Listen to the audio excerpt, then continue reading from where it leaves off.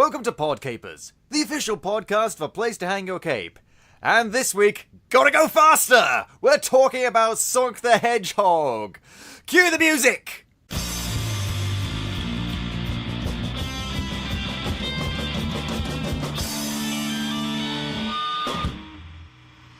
Hello there, capers, and as I said, welcome to PodCapers, the official podcast of a place to hang your cape. My name is Scott James Merridew, and this is the show where we talk about various geek and nerd-related topics, and I'm joined each week by a very special different guest. Now, this week I'm joined by my friend, my compatriot, my cohort, the man who I like to lord it over, but in fact knows much more about lots of different stuff than me. It's Mark Russell, ladies and gentlemen. You think you are superior to me, but you are nothing. Even though you run the PodCapers, I'm just a guest on it. Yeah, well, in many respects, though, Mark, you know a lot about stuff. You've been on the show many times before, but one time you were on the show, you taught me a lot about Disney. Didn't stop me from hating them, but still, you taught us a lot about it. So I think, Capers, it's time for another history lesson with Mark. Now, Mark, you're quite the Sonic the Hedgehog fan. Who told you? I'll kill them. You've told me many times! Yes. I am a... Well, Pokemon was kind of my obsessive video game thing. Sonic was kind of the, how do you describe it? Nostalgic franchise as a child. Yeah, is this one of those things where when you were a child, you did it, but you weren't that into it, but now that you're adult, you look back on it with a lot more focus than the other stuff you were way more into? Yeah, pretty much. That's the best way to describe it. I mean, for me, again, big fan of the Pokemons growing up, but looking back on it, I think I was also really into Yu-Gi-Oh! And Yay! Stuff like that. Yeah, did you play Yu-Gi-Oh! As a kid? I watched the anime. I watched the anime, yeah, but I also, I actually played the game. I was one of those losers. I do have a pile of trading cards somewhere in my house. When we used to go to university, when we went to university, there was that shop that had like the big box of Yu-Gi-Oh! Cards there, and they were like £1 each. Oh my god, yeah, they've fallen out of favor, as do quite a few trading card games. Especially, it's such a weird thing though to base like a manga and an anime on a trading card game. I mean, let me put it this way: I played one of the video games. Oh, I have one. I have one of the video games too. Was it the War of the Roses one? No, it was for the PS1. Well, it's so weird because I mean, looking back on it now, I played the game and I liked the game, but in hindsight, it's such a weird thing to play a video game based on a trading card game, based on an anime that's all centered around a British War of Succession. Very bizarre. This is bizarre, but we're getting off topic. We need to talk about Sonic the Hedgehog. Now, for Sonic the Hedgehog, I've seen a couple of bits of various cartoons. I've interacted with the video games, kind of. I played a lot of like the online Flash game, which is basically just like the first 2 levels. Oh, okay. I didn't know it was a Flash game. Yeah, well, it's basically pretty much the same. It's Sonic. It is all his glorious 2D format, because when he's in 3D, I think we can all agree it doesn't really work out. Well, sort of. It used to work, but then it didn't. Then it suddenly didn't in 2006, the dark year. Yeah, and so that's the thing, see, with Sonic. It's, as a multimedia franchise goes, it's probably one of the most mixed in terms of quality franchises I've ever seen. Oh, yeah, I couldn't agree more, but I think that kind of was there from the beginning, to be honest. There was a lot of culture clash between Eastern and Western cultures in a way. Yeah, because I mean, a lot of the cartoons, a lot of the games feel very Western, but it's a Japanese creation. It's one of those things that you never, with each new incarnation, you never really know what you're gonna get, and it was presented like, oh, this is the next big thing. This is gonna be awesome. This is gonna revolutionize and make Sonic good again. And sometimes it comes close. Sometimes it is actually what makes Sonic good again. And other times, no. What are you doing? No! No one asked for the werehog. No one wanted the werehog. No, that doesn't even make sense. Like, werewolf, where the old word mean man, wolf. Makes sense. It's half wolf, half man, scary. Werehog, it's like half hog, half man, so it's like it's a man pig. Man bear pig! No, it doesn't make sense. It doesn't make sense. If I were to see a man pig, I would go watch Teenage Mutant Ninja Turtles. Was that Bebop or Rocksteady? Oh god, is Rocksteady the pig? I don't know, that's why I asked you. I can't remember. Oh yeah, it's Bebop. No, Bebop's the pig. Okay.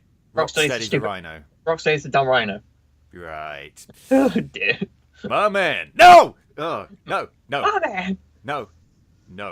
And so, so where would, in terms of Sonic the Hedgehog, where would you like us to start? Well, we should probably start in the year 1990. Ah, yes, the Summer of Love. No, that was 1969, I think. I was making a joke! Oh, okay.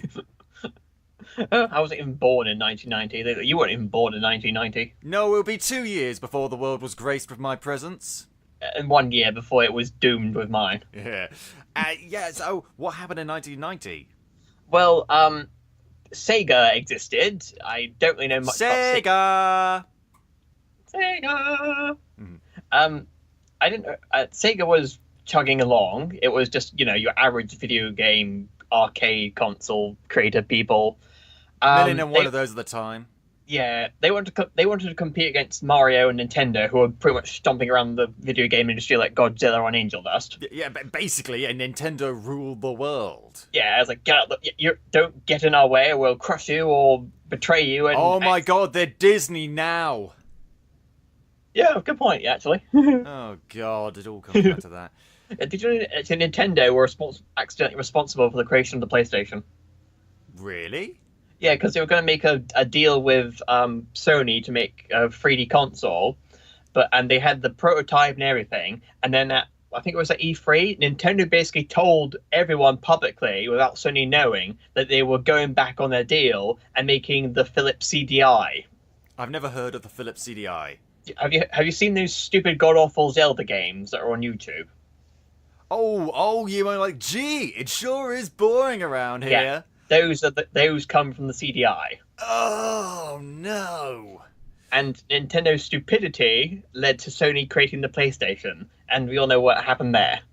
Wow. So bad move on Nintendo's part, but I mean, the only thing I know about this sort of era was that it did really start this huge influx of platform game company mascots. Oh yeah. So, but I think Mario was doing it, and then Sega had Alex Kidd, who was just kind of weird elf dude. Yeah, there was Bubsy the cat. That was afterwards. Less said about him, the better. Yeah. Even though he's making a comeback somehow. I don't know. If there's one thing companies will try and exploit, it's nostalgia. Yeah, I mean, I'm waiting for Crash Bandicoot and Spyro to make a comeback, and what have Crash Bandicoot did make a comeback. They got okay, fine, Crash did, but I'm still waiting for Spyro to come back from that stupid Skylanders nonsense. Oh God, yeah. Yeah. It's and anyway. So yeah. Yeah. Sega decided they needed to up their game, so they decided that they should do a gong show for everyone in the company to make a new mascot to make a video game around. A gong show. A gong show. It's basically they pitch ideas and you whack the gong if you don't like it. Okay. At least that's what I understand from it. They did it at Disney as well when they were doing the Disney Renaissance, but we don't go there. And so it came down to an armadillo, a rabbit, and a certain blue hedgehog called Mr. Needle Mouse. An armadillo. Yes, an armadillo. Mighty the armadillo. Yep. Oh so my god. And from that, Sonic the Hedgehog was born. But there was a bit of a culture clash going on because in Japan they wanted Sonic to be this kind of like Roger Rabbit type character who had a human girlfriend called Madonna. Not that Madonna. Okay, yeah.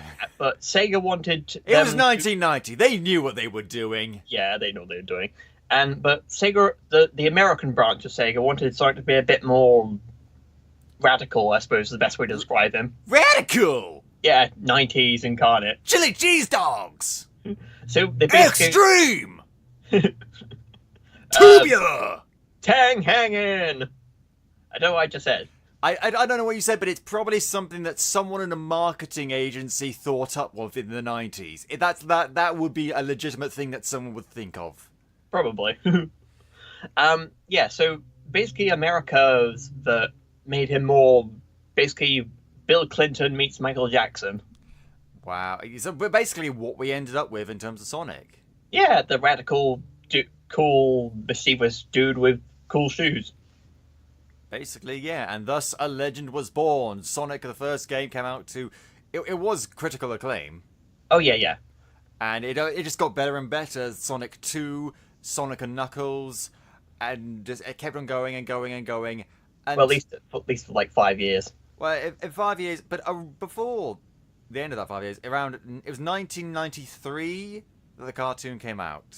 Yes, that's when the first cartoons came out. Now, was that before or after that animated movie?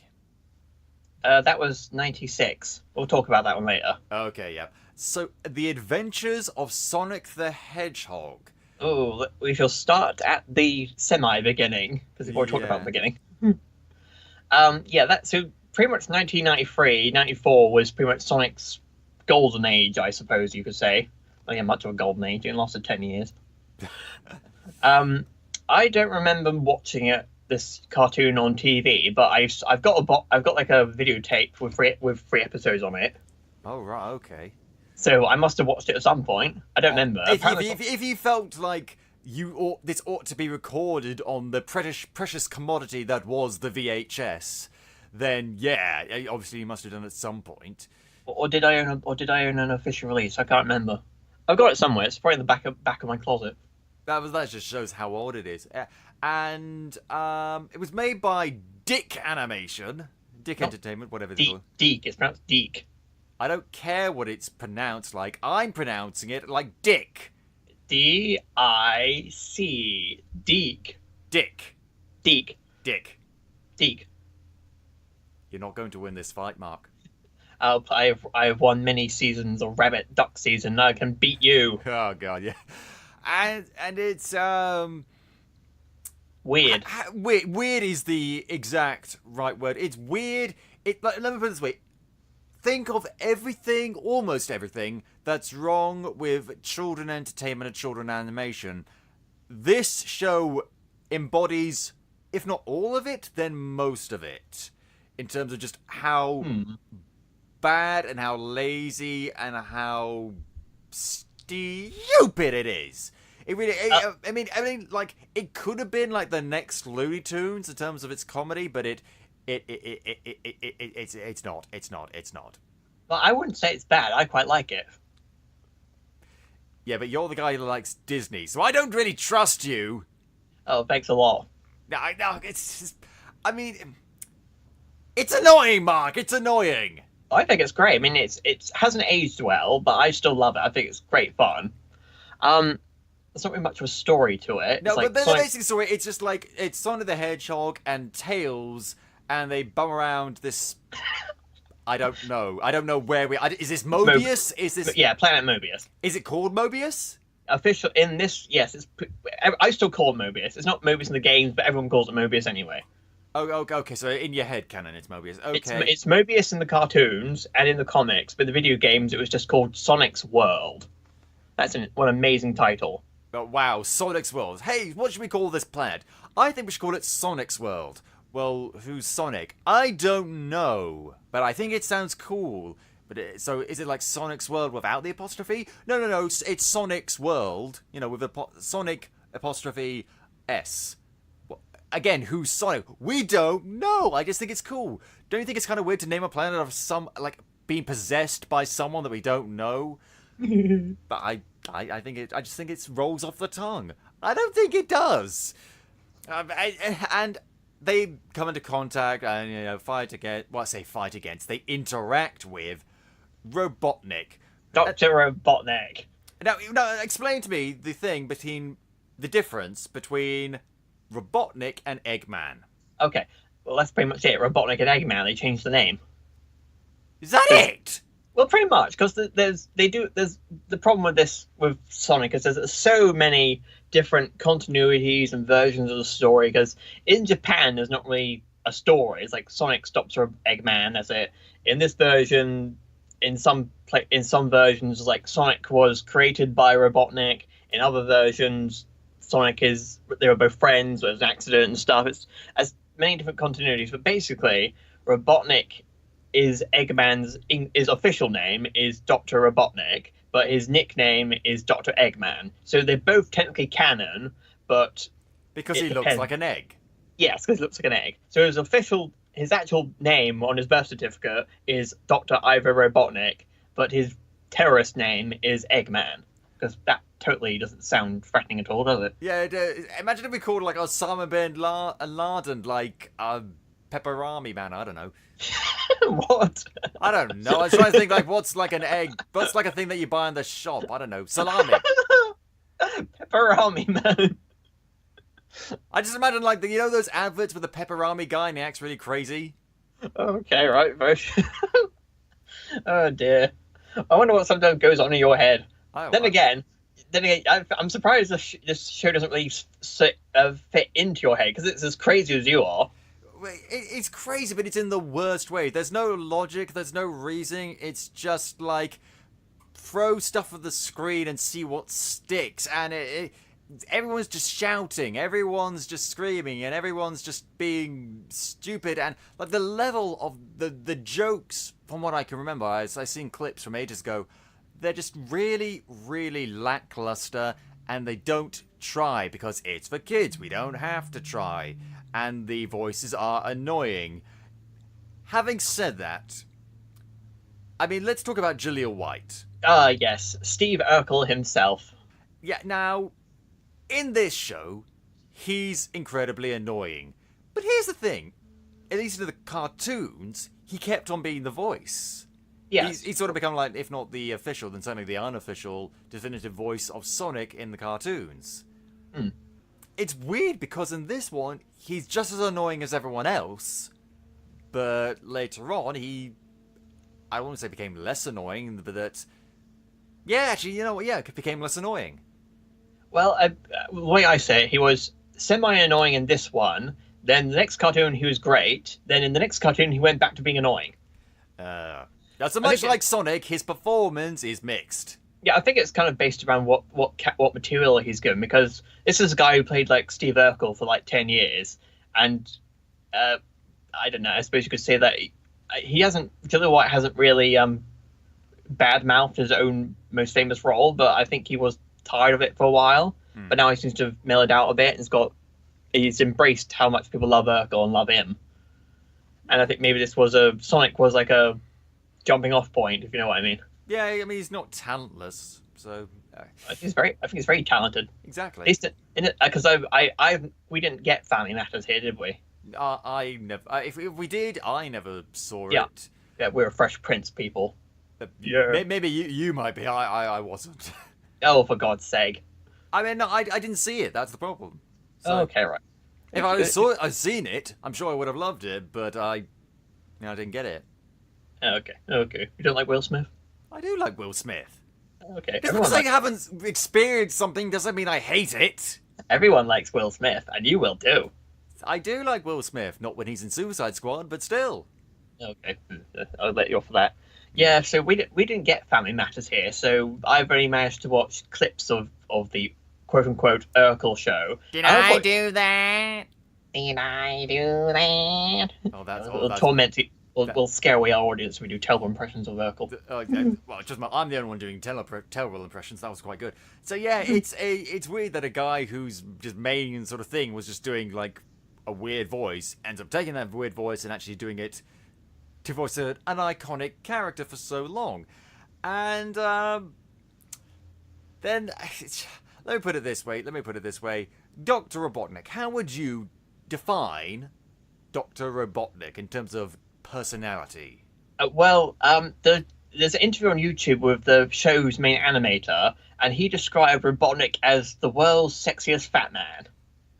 I think that he's basically, apparently he's in love with his own existence, so that would explain how Robotnik is as a character. And I love him. Love him. Really? I love him. I think it's a fantastic performance. In this cartoon? Yes, I think it's fantastic. Robotnik's one of my favorite villains in this version of anyway. Are we talking about the same cartoon? We are talking about the Adventures of Sonic. Yes, we're talking about the same cartoon. He was crap. He was hilarious. No, nothing about the show was hilarious. Yes, it was. You didn't grow up with it. I did. Well, that's not the point. Like you said, nostalgia plays a big role in this sort of thing. So I'm more like, You've been the good old blinded days. by nostalgia, Mark. Yes, blind me with your wonderful nostalgia. So take it Blinded all. by nostalgia. It's yeah, and okay. So I guess for kids will find it funny, but it is still like I think it's lazy humor. We could go be here all day talking about the various examples of jokes that just don't work. The comedy is kind of rubbish. Okay, but it's probably the kind of rubbish comedy that I like. Okay, fair enough then. Which is very. I mean, there's a very strange focus on Robotnik's bum and his. Because the animation style is very weird. It's kind of Ren and Stimpy-ish. It's probably the best way I could describe it. But Ren and Stimpy had good animation. This feels like Ren and Stimpy on a budget. Well, this was done before Ren and Stimpy, so, or was it? When did Ren and Stimpy come out? I have no idea. I can't. Well, we're just delaying the inevitable, Mark. You know what? We're delaying the inevitable until we talk about the infamous Sonic Says. Oh God, yes. The Because here's the thing. If there's one thing we can depend on Americans for, it's moral outrage. PSAs galore. PSAs galore. They feel the need to include basically like moral outrage PSA into all of their cartoons. They did it with Sailor Moon. For God's God. sake. No, God, no. You can't apply morality to Japanese animation, America. You just can't. No, you can't do that. No. And because they think they can't just like show the messages and the morals on the screen. No. They need to spell it out to their fucking kids because they think they're stupid. And so, and don't get me wrong, like, it's not that the messages they're showing are bad. You know, there's good messages about being honest and, you know, well, I mean, we could go on drop all the messages.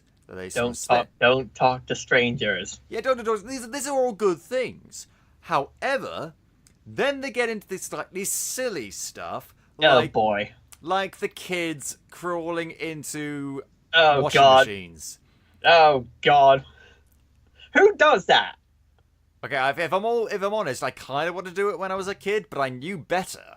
Like, yes, we knew better. I want to do this, but I know that this could go horribly wrong, so I better not. Yeah, because kids aren't stupid. No, definitely not. Apparently tells us, and Sonic has to keep lecturing him on not jumping into washing machines. Yeah, he's. If you have to lecture your sidekick about not going into a washing machine, then you ought to get yourself a better sidekick. This is just yes, get Knuckles or a sidekick. And it's also the infamous. Oh, the infamous one. The infamous ones. Hey kids, if someone tries to touch you in a way or place that makes you feel uncomfortable, that's no good. No good. Now, again, this is not a bad message, and it's good at Stranger Danger. This is all very important. However, the phrasing of this message, and the fact that it's coming from Sonic the Hedgehog. Sonic the Hedgehog, who in that episode, I can only imagine what he was doing. He was probably like just like eating shitty dogs or whatever it is, and we're getting this from him.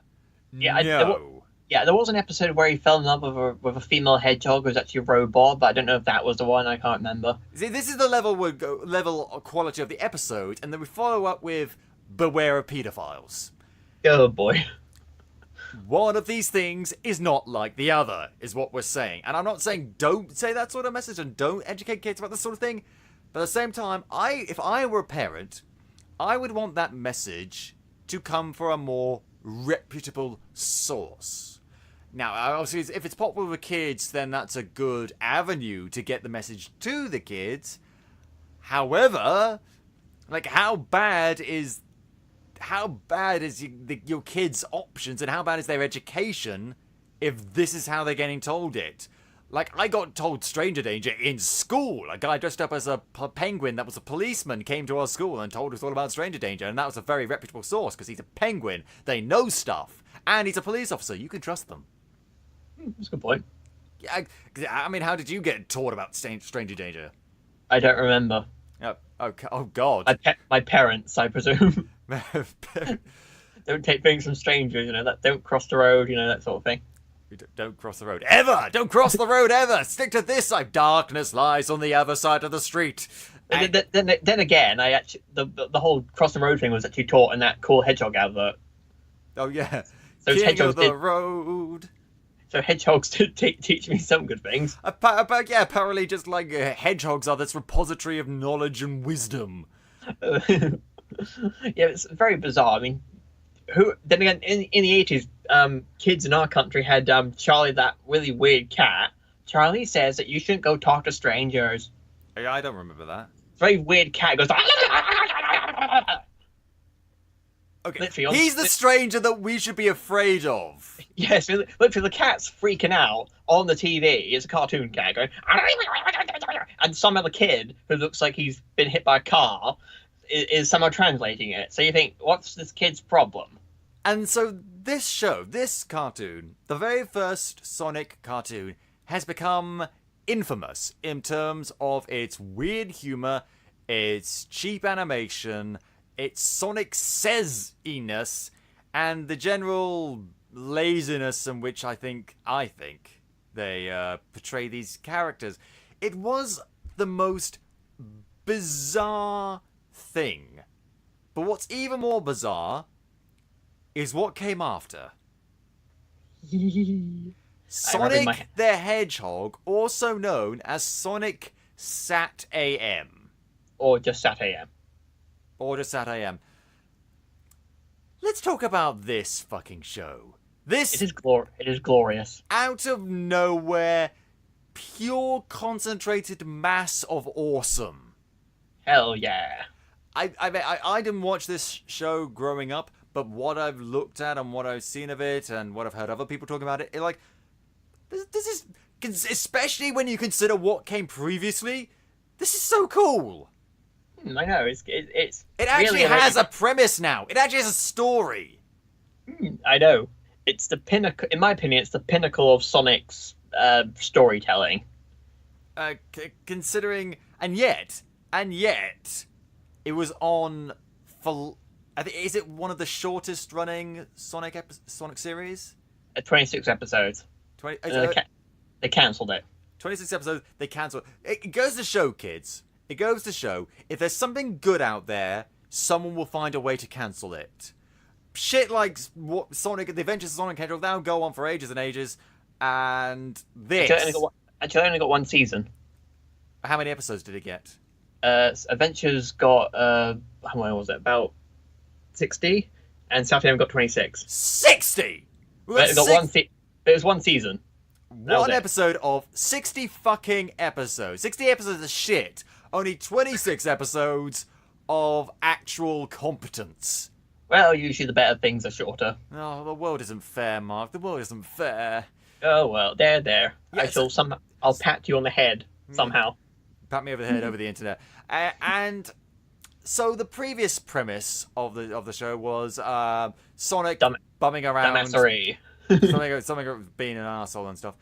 This show, the premise is that Dr. Robotnik, he's not just fighting Sonic, he's taken over. He's taken over the planet of Mobotropolis. No, the planet is still Mobius. The city is Mobotropolis. So that's why I say the city. No, it's the planet. I meant to say the city. And he's turned most of the city's citizens into robots, because that's what he likes to do. He likes to take animals and people and he turns them into robots because, I mean, you've got to have a hobby. And it's Sonic leading a resistance, like a band of rebels, to just try and stop him. Like, what? Someone looked at Star Wars and Sonic the Hedgehog and thought, I can combine these somehow. There's even a princess! Ah! Yeah, well, the origins of this came from the show's main writers, Ben Hurst, Len Jansen, and Patricia Lee. They wrote episodes for Adventures, but they were tasked to write this as well. And I think they basically looked at the games and said, we could turn this into something epic. and they turned it into something epic. They did just that, and they They- introduced a whole bunch of new characters, and I don't know much about this show other than what I've seen, but I do know that it got turned into a comic, didn't it? Yeah, we'll go into that in a little bit because there's a lot to say about that. Okay. It's this whole thing, but I think SatAm has had the biggest cultural impact on Sonic apart from the original games, because a lot of it has been, I don't know, I suppose incorporated into later parts of the shows and the games, because there's the Archie comics, there's the British comics. It kind of exploded and influenced a lot of things for about 10 years. That's how cool, God,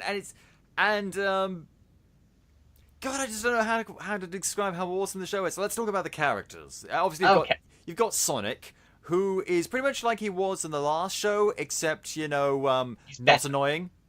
Not annoying. He learns. What I like about this, he's still voiced by Jaleel White, and he's still the hip, cool rock and roll type guy. But he learns from his mistakes. He looks out for his loved ones. He's willing to do desperate things in order for the greater good, and because there's stakes. There's stakes. There are wins and losses in this show.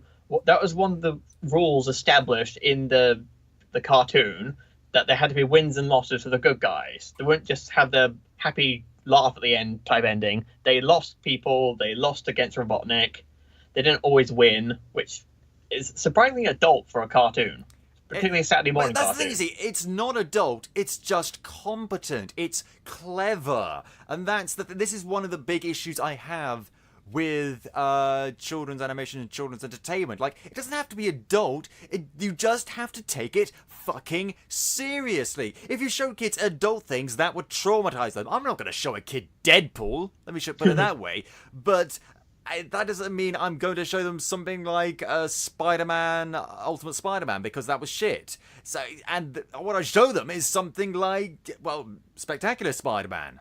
Or the other version you like, the MTV one. The MTV one, or indeed the original 1994 animation. Stuff like that.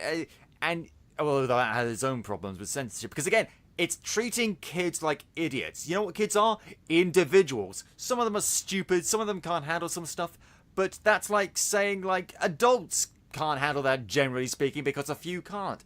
And you know what? I think as adults, we need to just stop patronizing kids and just show them something that they'll like, that is cool, that is interesting, and that is complex. Not everything has to be complex. Obviously, it's going to have like silly stuff and fun stuff because, again, variety. And that's what the show is. It's complex and it's interesting. If we, two admittedly slightly man-childish adults, can enjoy this cartoon, Slightly mad. yeah, We're not slightly mad, my dear Scott. We are completely beyond slightly mad. Man-childish. Yeah, okay. That's I am mad, but that's the point. It's and so there's all sorts of cool characters. There's Sally Acorn, who is like, she's a princess basically, but she's still cool and she's interesting, and love interest for Sonic. There's Bunny Rabbit. Bunny Rabbit, very good character, more or less. She's so cool because it's a rabbit that's been half roboticized. Yes, awful name puns aside. She's how to describe? She's the heart of the group. She holds them all together around, because she's held together by mechanical parts. But that's kind of like she tries to grow out of these mechanical parts so they don't define her. Wow, that's so interesting. And she's voiced by the late great Christine Kavanagh. Yes, we miss you, Chucky. Yeah, indeed. There's a Antoine. Yeah, he's French. I love Antoine. Yeah, he is the stereotypical cheese-eating surrender monkey, but I think he's just so funny. The way that Rob Paulson brings him to life, I just love him. Yeah, the only the only I think maybe weakest point aside from Antoine of the group is like Tails, because he's usually like right beside Sonic. Here he's just like he's usually just left behind. He's just sort of like the kid of the group. yeah, because towards the end of the show, he was starting to become a bit more involved in the missions or the freedom fighters and stuff. But if the third season had been made, Tails would have become a main character, and he would have apparently become a major player in the freedom fighters. See, they planned a lot of these interesting characters, but these characters to develop and evolve. Yeah, exactly. Because none of the characters start off the same. Sonic becomes a lot more mature. Sally learns to, I suppose, stop being so controlling all the time. And no, she's just as stubborn as Sonic is at times. Which makes some interesting conflict. Yeah, because you look at Sonic and Sally. Sally, you immediately say, "Oh, Sally's the mature one," but at times she can be just as stubborn and thick-headed as Sonic. Because there's a 2-part episode where Sonic and Sally go back in time to try to stop Robotnik from taking over the Mobotropolis, and Sally immediately says, "Right, I've got to go find my father," not to tell him about what's going to happen, because she just wants to see him again, because she hasn't seen him in like 10 years. So there's that personal level there of stakes, like, oh, screw everything else, I'm going to go find, kind of like Rose Tyler in Doctor Who. Yeah. Get my drift. Something like that. So like, I'm going to go find my dad, screw history, I want to see him again. Well, I mean, if my dad was voiced by Tim Curry, I want to go and rescue him. Yeah. Let's go rescue Tim Curry. I want to rescue him, because I mean, who doesn't love Tim Curry? Have a lovely day! Yeah. And then you have the amazing magisterial terror that is this version of Dr. Robotnik. Voiced by Jim Very good indeed. Just that warms the cockles of my heart. You've watched the Nostalgia Critic episode? Yeah. That's just remember, because, I mean, this is what you get when you get a character that's voiced by Jim Cummings. Yeah, Sniffly. Oh my god, he's scary. They made a guy that used to be called Eggman scary. He has a big mustache and he's got glowing red eyes, but he's scary. And the orgasms, everything he said. I mean, they changed his name from Ivo to Julian. I'm scared of a man called Julian. This never happens. He's like a Captain Planet villain on crack. Yeah, I kind of play only not like stupid. He's not trying to pollute. He's not trying to make people scared of AIDS. He's just trying to take over the world, and he has done. Well, he does like pollution. It's kind of hard describing him as a character because he's that good. Let me put it this way: he is like a stereotypical evil, irredeemable bad guy. But I call him Robo Stalin. But basically, yeah. But here's the thing: that's an interesting idea, Robo Stalin, and. So it's that sort of thing. There's lazy bad guys, and then there's two-dimensional, but still really enjoyable. When you just take this idea of this evil, cackling bad guy and just try and make him uber scary and uber evil, and just run with the idea. Because again, I'm talking about complexity. It's not that complex, but it's also legitimate bad guy. You look and think, oh shit. Bad guy, and you can enjoy it for what it is. It's the difference between archetypes and stereotypes. Yeah, I mean, we literally don't know anything about Robotnik, where he comes from, what his backstory is, apart from that he worked for the king, but was planning to take over anyway. So there's this like mystery of like, why is he that malicious? Why does he treat everything like a machine? Why is he so completely devoured by his own mechanical need to control everything? It's brilliant. It's absolutely brilliant, and yet they cancelled it! They cancelled it. And did it end on a cliffhanger? Oh, it did, yeah. At the end of the last episode, Sonic and Sally basically blow up Robotnik's giant machine called the Doomsday Machine. Of course. Robotnik completely flips out. I love it. He's like, I hate the Hedgehog! I hate him! Hate him! Hate him! I just screamed like a lunatic. Sonic and Sally get together, and then it shows in the last scene, Robotnik's minion / nephew Snively comes out of the wreckage and is like, now it's my turn, Sonic, to take over the world. And he walks off screen, he's like, and I'm not alone! And his red eyes open, his red eyes open, you're like, who the hell is that? And there was like speculation. Some people thought it was Knuckles. Some people thought it was Metal Sonic. I thought it might be Shadow of the Hedgehog. It wasn't Shadow. He didn't exist then. Oh, right, okay. And it turned out to be this character who had been introduced earlier in the cartoon called Norgus, who was like this evil wizard troll dude who had controlled dimensions and stuff. He's been like an evil Doctor Strange. He's like an evil Doctor Strange. Okay. So, and they were like, "Oh, this is interesting. They're gonna team up with the evil wizard guy," and then cancel. Fuck you! But apparently, from what I understand, the cartoon was sort of doomed from the get-go because they were up against Power Rangers. This was 1993, 94, because it was done by ABC. Power Rangers was out. Well, you know, it was Power Rangers. You couldn't compete against Power Rangers even if you wanted to, even if you tried to. Even if they had another Power Rangers series competing against Power Rangers, it still wouldn't win. Oh god. And then SatAm kept getting swapped out for sports and news reports and stuff. And then when the new bloke, whoever he was, came in to take over ABC, he said, "A new broom sweeps clean." And well, you can guess what happened after that. Yeah, we got swept away, and yeah, but it did leave something behind. The comics. Yes, it did it evolved in a manner. Was this Archie comics? Yes, Archie comics, because there was the British comics as well, which is a separate thing. I've never read them, to be honest. I don't know that much about them. I know that there's this crazy psychotic version of Supersonic, which is quite cool. Oh yeah, I've heard of him. Like when he becomes supersonic, he goes Hulk. No, he goes Super Saiyan. He turns gold and stuff. Yeah, that's what I mean.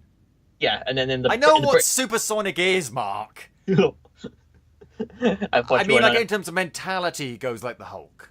Well, there's Sonic, and then it's a separate character in the British comics. Oh, okay. It's like if Dr. Banner and Hulk were separated. Weirdly enough, and he's this crazy. He basically wants to destroy the world. He's crazy.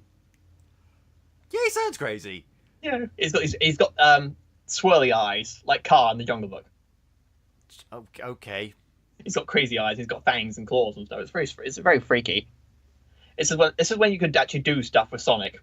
Oh yeah. You make up new stuff. I mean, they still make up new stuff, but it's stupid. But didn't the comics go on for ages? Oh yeah, the comics went on for 24 years. Holy fuck! 1993 to 2017. I think that's 24 years. Is that 24 years? More or less. Yeah, thereabouts. So it went around for almost, give or take a couple of months or a bit, my lifespan. Yeah, so it was the longest running video game comic in the world. Wow. That's not bad. That is an achievement. And did it maintain the same level of quality over those years? It's debatable, because it started off as basically comic strip funny stuff with the characters from SatAm, and then it started evolving into a more cohesive storyline based on the cartoon, because it was a continuation. It was like a reboot, and then they started adding in like the game characters like Knuckles and stuff, and I think the most notorious writer in it was a guy called Ken Penders. Oh boy. What he did, he basically made the story and the characters fleshed out, and boy, the things he did for Knuckles, he expanded the entire... Knuckles is just basically one character. He lives on the floating island, as you know. Yeah. And what he basically gave him a backstory, a family, our entire lost civilization. And this was like over the course of 5 years before Sega decided to do their alternate version, which wasn't bad, but wasn't really nothing comparison. And the comic took a lot of inspiration from DC Comics. I know, groan if you like. I will. Ugh. Thank you. And they established right away that there's like tons of multiverses, and there's the Cosmic Interstate. I believe that's from DC Comics, isn't it? I don't know. DC, when it comes to DC and alternate realities and reboots, I don't touch that shit. Yeah, well, it's quite common, isn't it? So there is some inspiration there. Like there's the parallel world where Sonic is evil, which is kind of cool. He started off as like basically Sonic as a biker boy, and then he evolved into the kick-ass, awesome, most popular character in the comics, Scourge the Hedgehog. Scourge the Hedgehog. Yeah, look him up. You'll find him. He's basically Sonic dressed in leather and green. Oh, hold on 1 second. I am going to look this up. 1 second. Okay, look him up. Scourge. This came up instantly. As soon as I type in Scourge, it came up with Scourge the Hedgehog. Yep, so he's that popular. Scourge the Hedgehog. Blah, blah, blah, blah. Oh. Oh my. Oh my! Oh, okay. Yeah, I like this. Yeah. Okay. Yeah, Yes. the even weirder thing is he's got a girlfriend called Fiona who happens to be a fox. Fiona Fox. I'm looking at like another picture here. Scourge the Hedgehog, Fiona Fox, Lightning Lynx, Drago, Oh, the Wolf, Destructics. Predator Hawk, Sergeant Simeon, Sleuth Dog, and Flying Frog. Yeah, they're all great characters. Are In these my good opinion. guys? They're the bad guys. Okay. There's like because there's like first there was the anti-freedom fighters, which basically were all the good guys, those bad guys, and then Scourge ditched them and formed the Destructics, which is basically his version of I don't know, Suicide Squad is probably the best way to say it, Oh God. in a good way, Okay. that sort of thing. Well, let's not No, maybe maybe- Suicide Squad in a good way, but Okay, fine. Brotherhood of Evil Mutants. How's that? Is that better? I don't know the comparison marks, but yeah, Okay, yeah. No, okay, so fine. Fine. There. Sinister Six. That's the best way I can compare. The Sinister Six. On the I Sonic get the universe. idea. They're bad versions of Sonic. Okay, cool. Yeah. So and there are tons of other characters I could talk about, but I won't go into it. The crossovers, they were weird They had crossovers? with other franchises. There Such was- as... Sabrina the Teenage Witch. Okay. Well, they're both by Archie Comics. Yeah, and then there's I've only watched Linkara's review of this one, but there was one where they crossed paths with the cast of Image Comics, like Spawn and stuff. Oh, no. Very bizarre. I mean, I've only watched Linkara's video of it, but Sonic only has one scene with Spawn, who basically gives them the cold shoulder and walks away. Well, wouldn't you And- if you saw a big blue hedgehog standing in front of you? Probably. Well, maybe not. It depends who it is. And there's someone called Shadowhawk. I've never heard of that character before. I think I might have done. I don't know that much about Image. I know about Spawn and Savage Dragon, but... Oh, yes. Savage Dragon's in it, is it? I think. Oh, God. Big green guy with a fin on his head? Yeah, that's the guy. The big Oh. chin.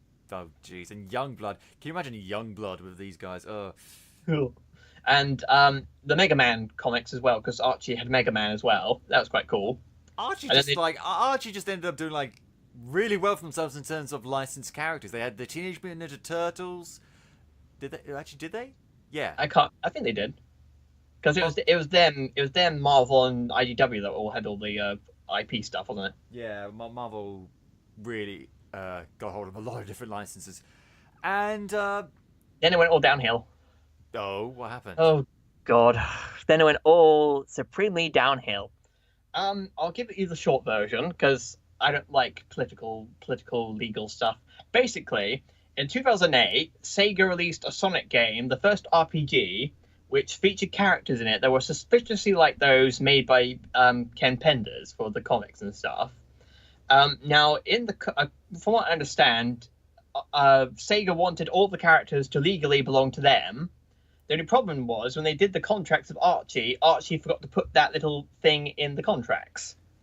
So when Penders found out he wasn't being paid for royalties, he sued them all.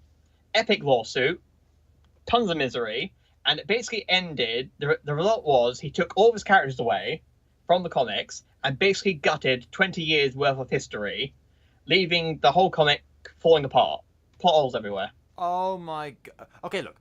I can understand being angry that your characters have been stolen and that you're not being paid for it. I get that. I could understand suing them to make sure you get these characters back. I can understand that. What I can't understand is throwing a hissy fit and ruining the comic out of spite. Well, from what I understand was he had some what's the word I'm looking for? He said that the characters could still be used on two conditions. One, he would get paid tons of money every time they appeared, and two, a storyline, a future storyline he had written, which would take place in the future, had to be the official canon of the comic, regardless of what they do, bar none. Okay, I can let's talk about the second thing first. First of all, I can understand that being a cool idea, but you don't know how the comic is going to go, so... And this was a couple of years after he had left, I should mention. Okay, and also, like... I can understand being wanting to pay for what you do. I can understand want to be paid a lot for what you do. But don't be greedy. Just celebrate the fact that these characters are popular and that they're getting featured in your story, surely? Yeah, and then he did the first blow. Sega killed it because what they did afterwards, because obviously the half the cast are now missing, so they went, oh, I know, let's reboot the whole thing. So they did this whole big what's the equivalent of what's that big stupid DC Infinite? What do we call it? Infinite Crisis. Infinite Crisis. They did that basically, where Sonic meets Mega Man. They have to save the universe. Then Sonic goes back to his world, finds out everything has been rebooted, but caused by Dr. Eggman, and it causes as a consequence, it causes the entire multiverse to be conveniently destroyed. So basically, not just all Penda's characters are gone, but every single other character made by other writers, who had previously written for the comic, were also gone as well. So we're down to the video game cast, the SatAm cast, and those who have currently been made by the current writer. Wow. Everything was gone. Complete reboot. Only a handful of characters remembered what happened in it, and it said eventually that their memories would fade, which is like a complete and utter insult, cop-out insult, whatever you want to call it. Everyone was really upset about it. You know, Penda's is now basically, I don't know, whoever's hated right now in Marvel and DC, he is that equivalent for Sonic comics. He's David S. Goya. Yeah, he's the David S. Goya of the Sonic franchise right now. Wow. Boy. To have risen so far and fallen so much. Yeah, I mean, and Sonic eventually, because it did well for a couple more years. They did a couple of interesting things with it, but Sega then introduced the mandates. So saying they can't do this, they can't do that, they can't do this stupid thing. So basically, this included Sonic couldn't have love interests, he couldn't cry, none of the game characters could have parents, Mobius was no longer canon, the game characters were literally forbidden from going through any single bit of character development unless the comics had strict approval from Sega. Fuck you, Sega. They killed it. Stone dead. That was it. Cancelled last year. Very sad. But now we're going to get the new IDW comics, and hopefully they'll be good. Hopefully, yes. So it's safe to say that for a while it looked like Sonic was underground. Oh, God. This fucking show. Now, do I think it's like if you combined the stupidity of the first show with the awesomeness of the second show to make weird. And throw music in. So, let's just... I just want to... I've watched like the first episode of this a bit more recently, and I just want to explain to the capers at home what this show is about. Sonic is now a prince, the son of Queen Alina or something, the former ruler of Mobius, and has two siblings, a brother called Manic and a sister named Sonia, BT dubs, all three of these characters, voiced by Julia White. Wrap your head around that. And then Dr. Robotnik seized control of the planet, starts roboticizing everyone, and then this guy, this weird fucking Cyril Sneed-looking motherfucker called the Oracle of Delphius, pops up out of nowhere and says, "Hey, Queen, whatever your face is, your children and you are going to form the Council of Four, and this will somehow overthrow Robotnik. However, in order for you to do that, you've got to throw your kids away." And she fucking listens to him, places them in different places. Like she puts like Sonia in the hands of this aristocratic family, Sonic in the hands of this these other people, and Manic in this other place, but he gets stolen by this like career criminal guy. Yeah. And this sounds stupid, but actually once you really think about it, oh, that's kind of cool. And it's and they grow up. Dr. Robotnik sort of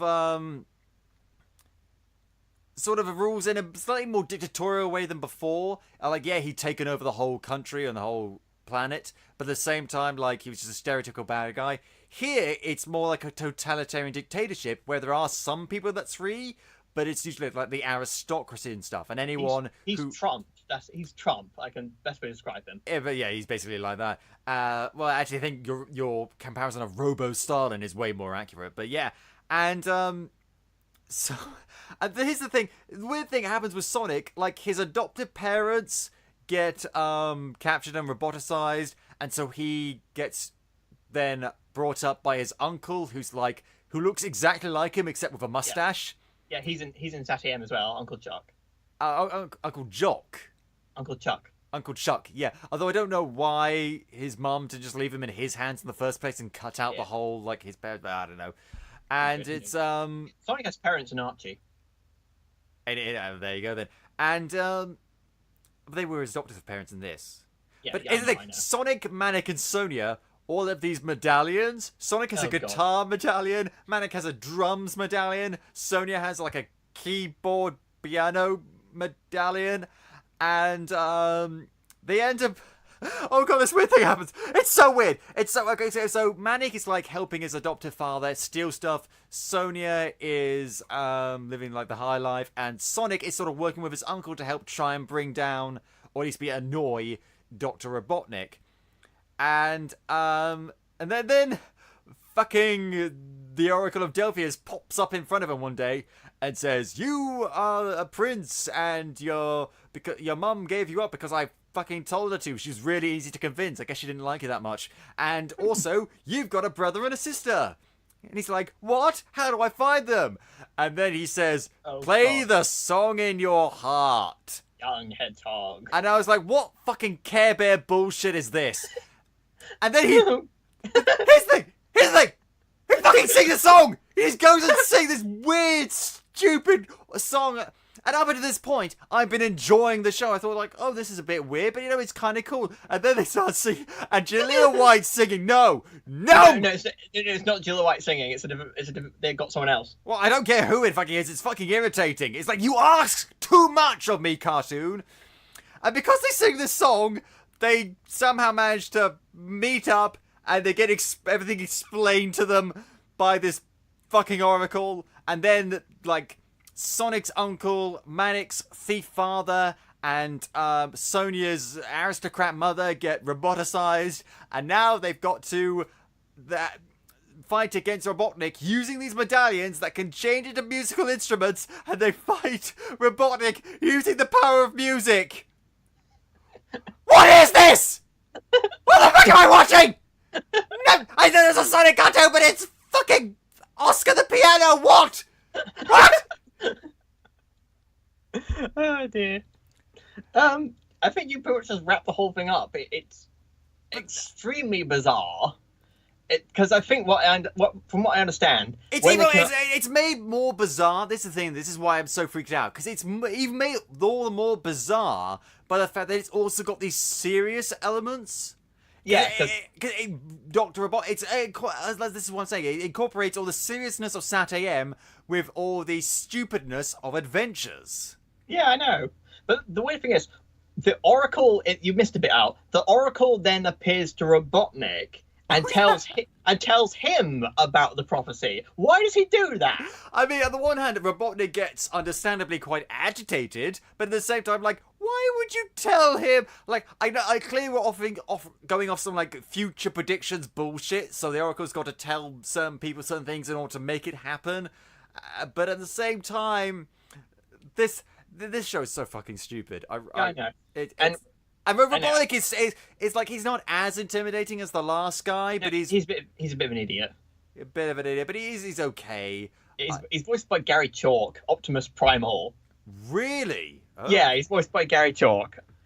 I love it. I knew that he's got two henchmen now for once who aren't robots. Sleet and Dingo. I love these two. They're the best part of this whole crazy show. They're just so much fun. Sleet is voiced by Maurice LaMarche, who's a great voice actor, and it's like, "Hey, boss." I can't. He sounds like Peter Law. Basically, yeah. It's so weird. It's so. Weird. And Dingo's this big, stupid, dumb Australian guy who's got a crush on Sonia. And Dingo, Sleet can somehow transform him with remote control, which I really don't understand, but it's just so cool. It's really Makes no sense. But because from what I understand about it, what they did first, they said, right, there's going to be a show with Sonic and music, and then they brought in the writers from SatAm to try and make sense of all this. So it's like they came up with the pitch first, like it's got to be music related, and then said, okay, so like okay, now you got to somehow come up with all the storyline that involves the music, and that's it. okay. Because it's called Sonic Underground, because and in the very catchy opening credits, they have looks like Sonic are like an underground rock band. They never do that in the cartoon. They never once are a secret underground rock band, and there's never really any like there's no anti-music Robotnik propaganda in this. He never once says I hate music or anything like that. I don't really understand what message they're trying to give here. This is just weird. This is weird. And the song, I only listened to one song. I've sort of burned it from my mind because it was so crap. They get worse. Oh joy. Oh. There are a couple of good ones, which have stuck in my mind for 10 years now, and I like them, but these songs aren't exactly good. And the problem is that they shouldn't have had them in there to begin with, because each episode is like 20 minutes long. They've got this big stupid dramatic storyline of finding Queen Elena and stuff, but they pause the story for like 2 minutes so they can give us the worst music videos ever made.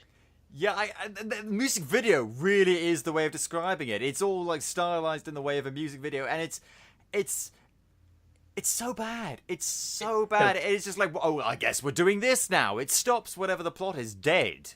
It does, I know, because it's extremely annoying.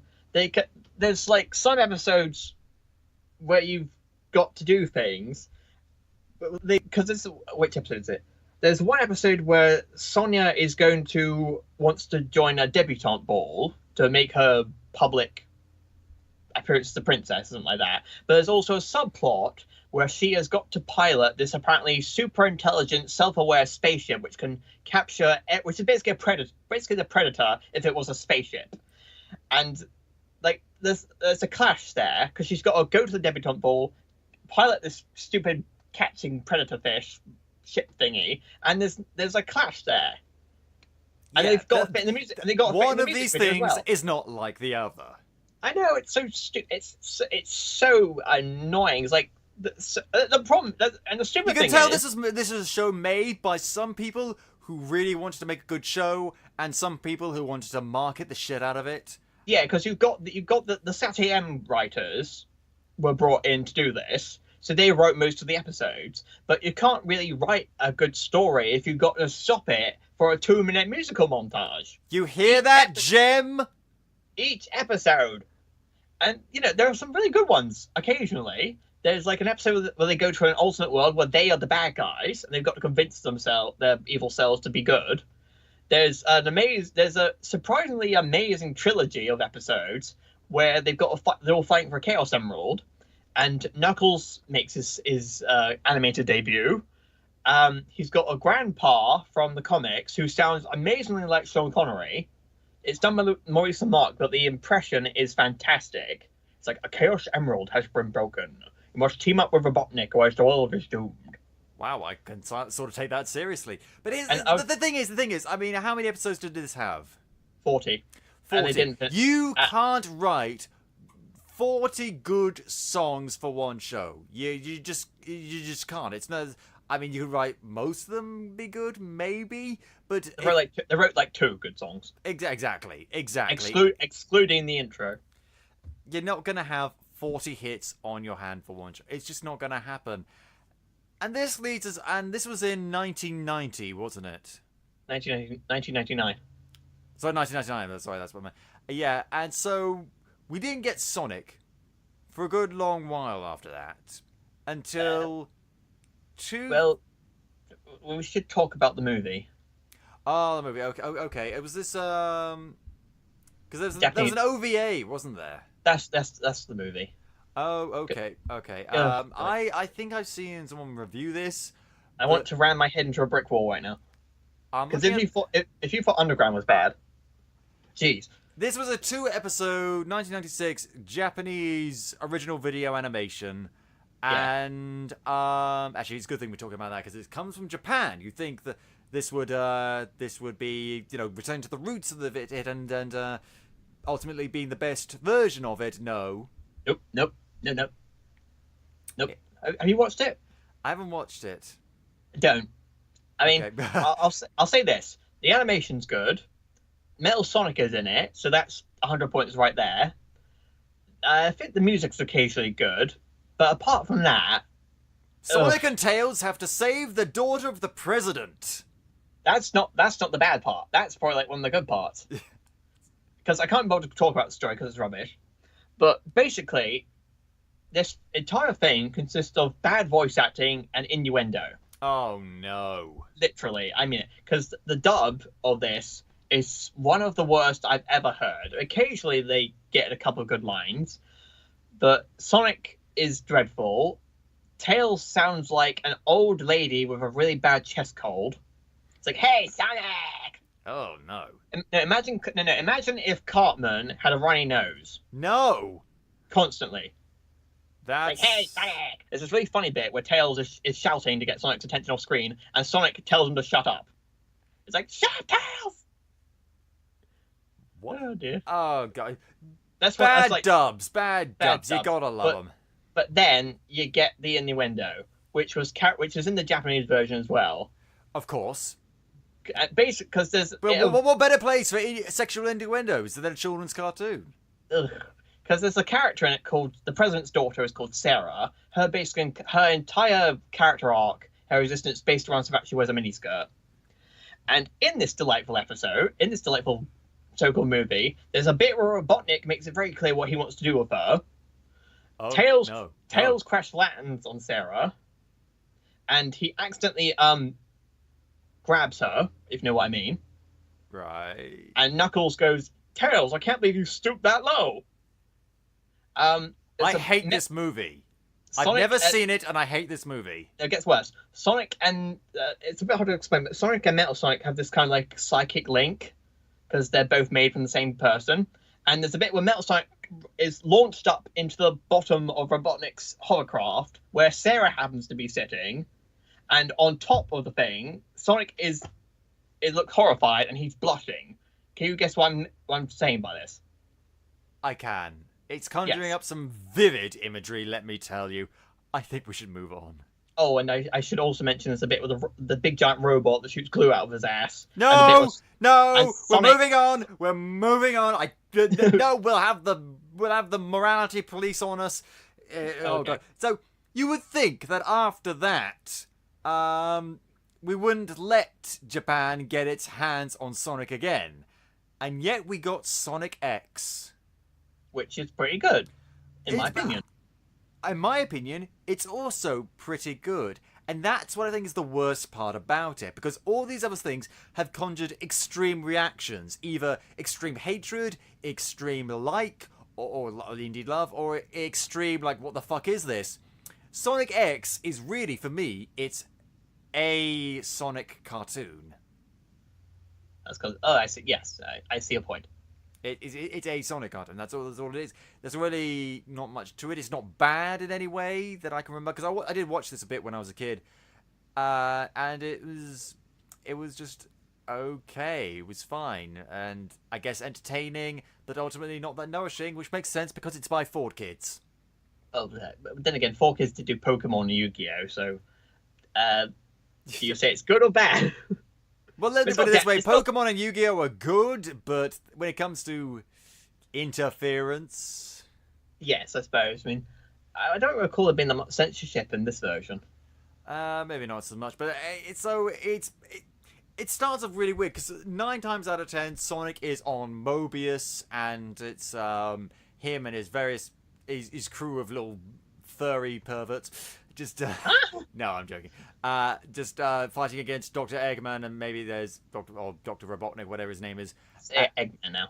Eggman, and it's with Chaos Emeralds and stuff. And this show has all that, but they get transported to the quote-unquote real world. Well, human world. The human world. It's I mean, okay, but why? I don't know. I don't know either. Because it causes major confusion in the dub. Because in the Sonic Adventure 2 arc, where Shadow finally makes his debut, there's a bit where Eggman hacks into the military database and he finds the file of his grandpa. And like Eggman's like, "Does that mean I'm from this world?" And like, "I don't know." Everyone freaks out about it, but it's never brought up again. Eggman asked the question, "Am I from this world?" And everyone's like, "I don't know. Move on." That's You can't bring up like the origin of Dr. Eggman and Dr. I'm going to call him Steve. I'm calling him Steve from now on. Okay. No, Julian. I'm calling him Julian. So Julian, you can't bring up Julian's origin and not expect any sort of resolution. Now, I will give this show one thing. It introduced me to a lot of characters that I wouldn't have known about beforehand, like Rouge the Bat, Cream the Rabbit. What's the name of a little thing that follows around? Oh, that's Cheese the Chow. Okay. Its name is Cheese, but its species is a chow. Right. Oh, Cream and Cheese. Oh. Yeah. Oh, I just got that. Oh. Oh, Cream's mother is called Vanilla. No. And I think this has also introduced me to Amy Rose. Hooray. And it went on for quite a while. This got 2 seasons. No, did it? Yes, 3 seasons. 3 seasons. 3 seasons. 3 seasons technically. 3 seasons, and don't know much about that. And yeah, it was quite good. People watched it, and it got 78 episodes, which is quite good for the time. And, Not bad. Yeah, but more so than the first ever Sonic cartoon. Definitely more so than a SatAm. So yeah. And this is where we get the phrase, gotta go fast. It was a theme song. Gotta go faster. Well, I'm having a hard time deciding if it's better than In His World. That's not a theme song. That's one of the song games. Still, I kind of like it. Yeah, I suppose. But it's between that and SatAm's version. But yeah, that's a good point actually. And so they all have surprisingly good opening theme songs. All the cartoons, regardless of what we think about them. I don't know. I don't really like the first one, but it's okay, I guess. And there's really not much more to talk about. That's the weird thing. It went on for the longest. There is one thing we should probably talk about. The most divisive Sonic character. No, I mean in this terms of Sonic X. Yeah, I know, but we have to talk. There's one character in Sonic X we need to talk about. Okay. The most divisive character in the history of Sonic, Chris Thorndike. Oh yes. Now he's like the kid character that Sonic meets, and they sort of congregate around him. Oh boy. A bit annoying. Is that it? You can go first. I have a few things to say. I said it. A bit annoying. I'm done. Okay. Go, Mark, go. Oh boy. My opinion's changed on him greatly. When I was a kid, I jumped aboard the bandwagon and said, "Oh, he sucks. I don't like him. He's too annoying. He's too clingy. He's too stupid." But as an adult, I looked at him a bit more differently because I watched the Japanese version as well. So that's the trick to his character. Because they kind of jump around it a bit in the dub, because you know how 4Kids are with anything that is emotionally investing. Yeah. Basically, Chris's backstory is that his parents are, one's an actress, one's a billionaire, and they both are off doing their own thing a lot of the time. So he is often left alone, and he is quite a lonely child. I mean, okay, he has his grandpa, and he has the servants as well, because he's a rich, lonely kid. But there's a steeper level to his actions. So when Sonic crash lands in a swimming pool, Chris immediately latches onto him emotionally because he knows that Sonic is the kind of person who won't leave him, who won't abandon him. He thinks it's a cat. No, he doesn't. He thinks it's a hedgehog. Oh, sorry. It's been a while since I've seen this show. Okay, it's been a while. There's a gag in the second episode where he doesn't know what to feed Sonic, so he gives him cat food, and that's quite funny. Oh right, okay, that's what I meant. And he lied to his mother that he saved a cat in the swimming pool, but it's actually a talking supersonic hedgehog. But then Chris is there for a while. He does get a bit annoying at times. He's extremely clingy to anything that looks like a hedgehog. He does the same to Shadow, and Shadow punches him in the face. Which is quite funny. Oh, cute, he's a cute little hedgehog. Ow! because Shadow's like he's the Mr. Grumpy guy. I'm gonna destroy the world because I lost my best friend and stuff. He's like, no, you can't do it, Shadow. Out of the way, punk! And he punches him in the face. and then towards the end of the second season, they basically build a Stargate to send Sonic and Co home. And Chris is conflicted because he doesn't want Sonic to go. He's afraid he'll go back to being alone. And so just as Sonic's about to go to the portal, he presses the off button, and everyone's like, "Oh my god, you didn't just close the portal. How could you do that?" And everyone in the fan base freaked out about him, called him every name under the sun. But then I did it as well. But then after watching both the Japanese and the English dub again, I went, okay, I get it. So he runs off with Sonic, not just to run away, but to find this very remote holiday cabin he and his family used to go to when they were younger. And during this trip, Chris realizes just how much he depends on Sonic. And he realizes that he either has to let go or grow up. And there's this really great scene at the end where Chris breaks down in tears and tells Sonic he doesn't want to go. And then Sonic tells Chris that as long as I can run, I can be free, I'm happy. And Chris realizes that he's pretty much he's shackled Sonic to him emotionally and decides that it's the best thing to let him go and say goodbye until the third season. Of course.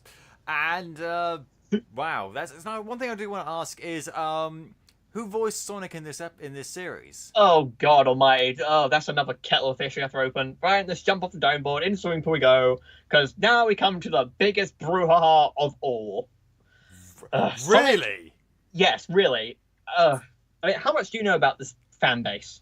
About the Sonic X fan base? Not much. The entire Sonic fan base. I know it's a very vast, expansive fan base with some weirdos in it. It's also one of the most unpleasable and toxic fan bases in the world. Wow. Because, okay, backtracking a little bit, in the games, Sonic was voiced by a guy called Ryan Drummond. Eggman was voiced by a guy called Dean Bristow. Dean Bristow very sadly passed away in 2005, so they brought in his Sonic X voice actor, Mike Pollock, to voice him in the games. So then they decided that, hey, we might as well just bring all the Sonic X cast and replace the current video game cast. Everybody flipped out about it because we'd only had the voice cast for like 5 years. Everybody freaked out, including me. So then now we had the Sonic X cast as the game voice actors. With me so far? Yes, so far. Okay. So then we had about 5 years of, because Sonic X had ended by this point, so now we had like the 5 years of the Sonic X cast of the video games, and every single forum, message board, YouTube comment section was basically just which voice actor of Sonic is better, Ryan Drummond or Jason Griffith. And it's just this endless, stupid war of who's the better voice actor, Drummond or Griffith, and it just absolutely. They're voicing a blue fucking hedgehog. Who gives a fuck? Exactly. I mean, Gillian White's the best voice actor by far, but I'm just But you would never start a debate or an argument. I would never start a debate. Yeah, exactly. I would never start a debate about who's the best Sonic voice actors. That's like saying who's the best Winnie the Pooh voice actor, which is stupid. Just as stupid as this is. And then they've done it again. The Sonic X cast was replaced again, apart from Mike Pollock, and now it's who's the best voice actor of the third round? Is it Jason Griffith, Ryan Drummond, or Roger Craig Smith? And didn't he end up doing the voice for Sonic Boom? Yes, he's the current voice actor of Sonic and everything. Okay. So it's like what's going on? And the problem is this is not new. This has been going on in Sonic, in the video games, the comics, the cartoons for ages. And it's been going, it's like there was like this point between 2005 and maybe 2012ish, 2013, where the fans were just not pleased by anything, and they said the games are basically being torn apart, the comics are being torn apart, everyone hated the voice actors, and it was this really stupid culmination of the whole thing, where the Sega released a kind of like a 3D platforming game, it was like a Sonic 2D game but in 3D, if you know what I mean. Okay. It's kind of like it's a 3D game, but it was side-scrolling, and called Sonic 4. And everyone's like, "Oh, it's going to be like a new Sonic." I was like, "Old school. This is going to be fun." And and some people were disappointed because it was 3D. But the most infamous reaction of all was some guy on YouTube who watched the trailer, and his first reaction was, Sonic has green-colored eyes. This is the worst thing ever. What? I know. Cause hasn't he always had green-colored eyes? No, because they redesigned his character to begin with. So he now had green eyes. And because this game takes place directly after the early 2D games, but in his modern design, this guy freaked the hell out over the color of his eyes. They said that he's done with Sonic. You know, he had the whole full damn meltdown. Because this was a guy who I can understand if you change the design of a character and they change something that you think is emblematic or significant, being a tad upset at most. Yeah, but this guy wasn't having a tad upset. He was having a full-blown fan meltdown. Wow. Because you know, I love this franchise. I love this fan base. I've seen the best and worst of this fan base, because 2 years ago I went to a Sonic convention in London. Absolutely loved it. Fantastic. But but I endured.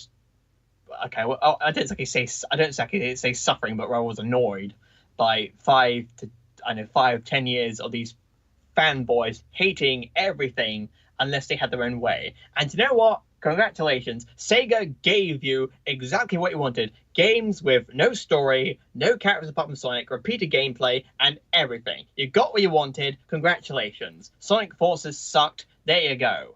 And it took the game Sonic Mania, which was developed by not developed by Sega, but by other people, originally as a fan game. They decided to make an actual game, and that got rave reviews. Do you see the problem here? I think the problem is, be careful what you wish for. Exactly.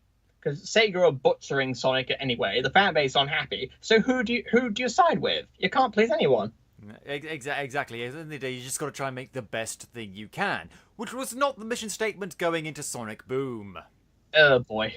Now, I saw the trailer for Sonic Boom ages ago, right before it first started out. I thought, wow, this looks really cool. It's nice animation. It's a cool new take. This looks like it might be really something cool. And I didn't end up watching it when it first came out. Watched it for this first two episodes technically. And how can I put it this way? You know, it's shit. It's like they didn't even fucking care.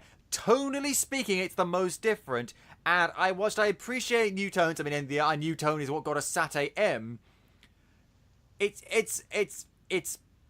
like they try to make it like Looney Tunes, when at this point, like if they try to make it Looney Tunes in 1993 or 1990 or whatever, that would have been fine. Now it's just pathetic. What they gave us is so fucking. I've only seen the first two episodes because they're now divided into 2 episodes of 11 minutes. Yeah. And oh my god! So what? Robotnik's though come off the worst in this. Julian? What have they done to you? Oh boy.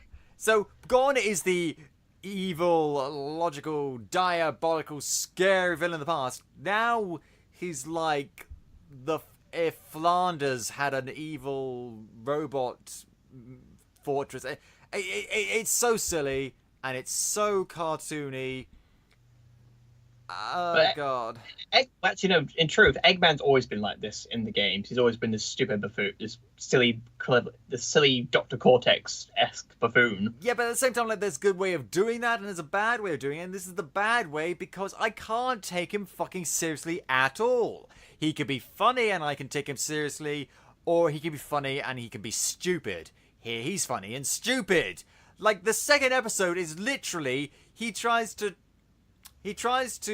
defeat Sonic by claiming that his fortress of evil was destroyed in a storm and asks to crash with them. And most of the episode is just him trying to annoy Sonic and Tails in order to keep them up and make them tired so that when he gets his giant robot, he can destroy them. Yeah, exactly, because there's literally no plot in this at all. It's just wacky shenanigans every episode. Yeah, and I like wacky shenanigans. Wacky shenanigans Indeed. are my favourite pastime, but there needs to be, again, stakes and context and conflict based around it. Like, I get the feeling that this is let me put it this way. This is a series where I get the sense that at the end of every single episode, everything just resets. Pretty much. Status quo. In SatAm, there was development, there was progression. None of that here. Fucking none of that here. It's just, and God, these characters are fucking annoying. Like, oh God. Sonic is the same. Tails is basically the same. Knuckles is he's an idiot. You really don't like this. Knuckles has been for me. Knuckles was stoic and stern and a little bit tough. He was gullible at times. He was a bit of an idiot at times, but he was also this serious, brooding, interesting guy who was the last of his species, who had to guard the giant Master Emerald for some reason he didn't even know about. But here, if you don't mind me going on a very brief rant, go ahead. He's a big, dumb person. There's nothing there. His brain has left him. He's just this big. What the hell is up with his body? His design, and oh God, because in the first episode, I think it's the first episode, Sonic and Tails are falling out. I think. And now, what happens in the first episode is that Tails gets hurt because... Oh, here's another thing. So, Tails is helping Sonic to defeat Dr. Robotnik in his plane, and that's another thing. Tails can fucking fly. Why does he need a plane? But anyway... he can only fly for so long. Yeah, and so Dr. Robotnik shoots down his plane, and he can't eject, and I'm thinking, like, why doesn't he just, like, get out of the plane and fly down to the ground then? But no, he gets in a plane crash... Sonic goes over to him, it's like, oh, he's all banged up. Oh, no, I promise I'll never let anything happen to you again. And I think, oh, this is kind of cool. This is kind of serious. And what follows is him holding auditions for a new sidekick. Oh, God. Yeah, and then, I want to bury my head in the sand and that's the thing. That's what leads me to another thing. Like, this show introduces its characters in the worst way. It introduces Sonic and Tails and Robotnik to a certain extent in an okay way, because it literally opens with them fighting Robotnik. Okay, we can get these guys, his ideas and their sort of dynamic and stuff like that. But then Amy, Knuckles, and this new character called Styx just turn up. Just turn up out of fucking nowhere. And we're meant to know what the relationship is. Like, literally, Amy turns up like, hello, I'm Amy Rose. I'm going to audition to be your sidekick. And Sonic is like, yeah, I know who you are, Amy. Okay, how do you know her? Does that get explained later on? No, not really. Oh, for fuck's sake. Yeah, but I was going to lose my mind earlier, but I remember what I was going to say now. Because in the sidekick episode, Amy auditions the stupid Styx girls, and then Knuckles jumps out of a cake. It's like, I'm going to be your new sidekick. I was like, oh my God. It's like in that scene in Harry Potter, Deathly Hallows, where Harry says to Snape, how dare you stand where he stood. I was like that. I was like, I want to nail this Knuckles to the damn wall. I want to crucify him. It's like they didn't care at all, which is a shame because the animation is really good. Yeah, and oh my God, that blasted Styx character. I want to... Oh, God. Because she's based on a character from the games, but it's not the same character. And she's, like, so irritating and annoying and obnoxious. And, like, please shut up and go away. There's a lot of very heavy emphasis on a lot of jokes. And you know what? Over the course of the whole episode, these 2 11-minute episodes, I laughed 3 times. Yeah, okay, so I think it's... Because I watched later episodes... It's got slightly better, but it's only funny when they make meta jokes. Oh, right. Because I can't remember much, but there's like one joke where they're looking on the computer and Sonic's like, "Oh no, please, I don't want to look at the computer. I've seen the weird fan art," and I laughed out loud. That was quite funny. Because there was a lot of weird fan art. Okay, so that's encouraging, I guess. But and there's another episode where Sonic pretty much gets kidnapped by a super fan, and that's basically like a big take that at the fan base, which I thought was quite funny. He's got him strapped to a bed and stuff. Yeah, and sadly, this lack of quality is spread to other aspects of it. I know the video games, there's a few video games based on it that were not well received. There were some comics, but are those any good? I've never read the comics of thing. They were part of the Arch universe. Oh right. So they kind of died with that. It's I don't know, but So, and this is basically where we're at now. Is it still going? It's still going, surprisingly. I think people are starting to like it now, and not because of the story, but because of the basically most of around the dynamic of the voice actors, because they're doing the thing where they're all in one studio together. Oh, right, They're all, okay. like what they did with Animaniacs and stuff like that. So they're all bouncing off one another. So that's quite Which is that's quite good fun. for a comedy show. I'll give it that. It's just that this isn't meant to be a comedy show, you know? Yeah, and the fact that I will give them this. The character, it's the same voice actors now in all mediums Okay. and in the games and cartoons. So now the characters now actually have a lot more personality and a lot more stuff to do in the cartoons than they do in the games, because the stories are written so terribly in the games now. It's just there's nothing there. It's completely and utterly devoid of any stakes or conflict at all in the games now. Wow, and so this is where we've got. It's weird. It's like we went from bad to good to weird to kind of good in a way to bad. It's like this weird quality sandwich. Yeah, well, we'll have to see what's next year brings, because next year we are getting the movie. Really? There is an official Paramount-backed Sonic the Hedgehog movie coming out next year, produced by Tim Miller of Deadpool.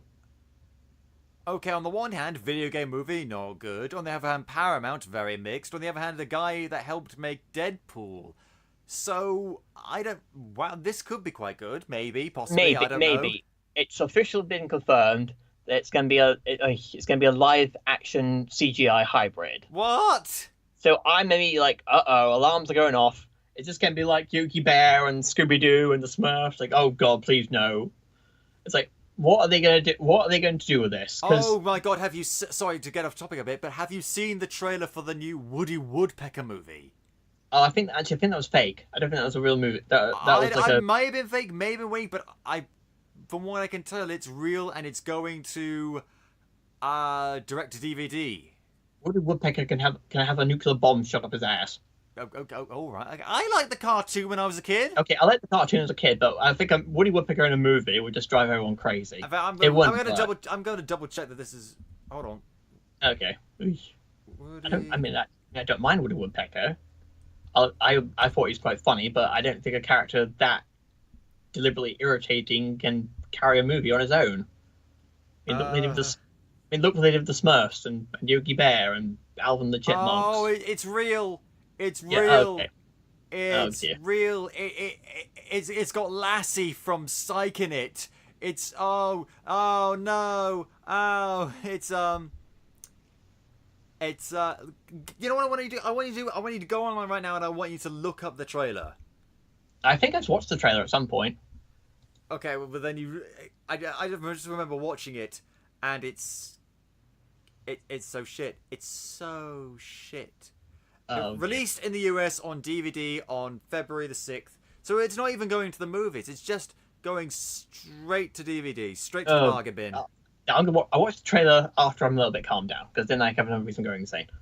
And this is what I'm worried that there's a new Sonic movie is going to be. Yeah, because there was a short film that was made by a fan company a few years ago. Not bad. It was designed to see what Sonic would look like in a live action environment. They even managed to get Jill White back. They got Jill White. I think was Doug Walker in it. Yeah, Doug Walker was in it. The Angry Video Game Nerd was in it. The guy playing Eggman looked like Jeffrey Tambor. Wow. Which was quite. It's like, is that Jeffrey Tambor? It wasn't though. He just happened to look and sound exactly like him. That was it was very bizarre. I mean, it wasn't bad, but the Sonic character model they used was terrible, because the mouth looked like it belonged to a ventriloquist dummy, and his hair and his quills all come like they had been gelled back. It's quite bizarre. So, but I'm worried. It's a strange world that we live in today. It's the terror of knowing what this world is about. Watching some good friends scream, "Let me out! Let me out of this madness." Yeah, and so interesting history lesson. What an emotional roller coaster we ride. And it really shows. I think what do we learn today, kids? It's time for another Scott Says. Da, da, da, da, da, da, da, da, da, da. Remember, kids, if someone comes up to you in the street and offers you candy, take it and say thank you. No. No! No, but so I think what we can all agree is when you put in effort, things turn out well. Yeah. When you try and interfere with other people based on studio mandates and marketing and focus groups and stuff like that, it turns out shit. And if you're going to change the tone, go ahead, but be really fucking careful of when you do that. And also, you should really, really, really, really, really not get too upset over someone's eye colour. Exactly. Very good. On that note, I think we're going to end the show. Thank you very much for joining me today, Mark. Thank you. I think I'm going to go find myself. I don't eat a chili dog before. Are you in a chili dog? I've never had a chili No, dog I'm gonna go find myself some Sonic related action to do. Maybe play Sonic Mania or just go lie down. I like lying down. Oh. It's exhausting looking over this stuff. But if you enjoy the show, Capers, please tell your friends, shout it from the rooftops, and if you haven't already, go back and listen to some of our other super episodes, like our previous history lesson with Mark about Disney. And you can listen to the show on iTunes, Podbean, YouTube, or at PodCapers. We have a Patreon. Check out the rewards, patreon.com. You can find us there. And if you want to get in touch with us, suggest show topics, or maybe you want to come on the show yourself, you can find us on Facebook, Twitter, and Instagram at AP2HYC. Thank you very much to Dan Harris for the logo, the lovely red microphone with the red and blue 3D glasses. Those are mine. And thank you for listening. This has been PodCapers, the official podcast of A Place to Hang Your Cape. Cue the music!